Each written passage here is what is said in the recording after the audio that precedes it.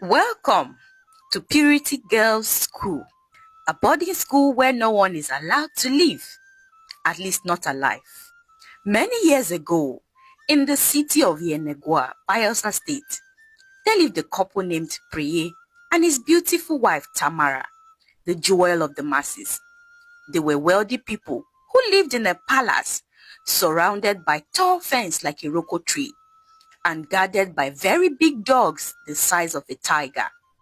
They had heavy security with scary faces and tough bodies like that of bouncers. The couple had two beautiful daughters, Sophia and Sonia, who were spoilt, rebellious children.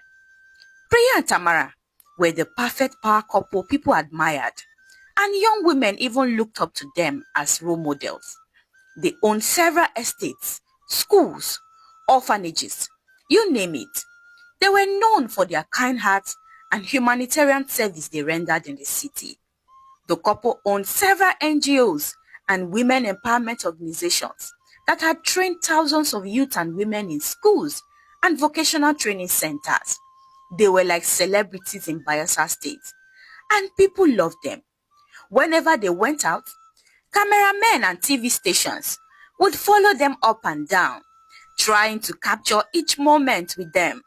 They were like the local Beyonce and Jay-Z. They went almost everywhere together, holding each other's hands sweetly for the camera. And every Sunday, the couple and their two children would go to church and worship and praise passionately and devotedly, lifting their holy hands in worship. But everything was for show, for the camera, for public opinion. Their lives within the tall fence they built around themselves was far from perfect.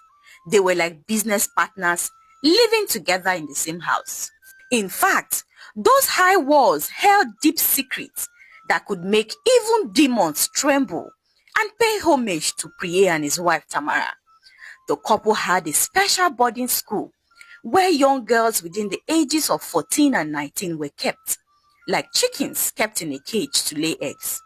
To the outside world, it was a normal all-girls boarding school where less privileged girls were given the opportunity to go to a good school and become better in the future. But inside, something dark and sinister happened every day. The boarding school was not for teaching the girls how to read or write. No, the girls were never taught. Rather, they were taught how to make babies. The girls were lured by Tamara's sweet mouth and gentle smiles under false pretense of going to a good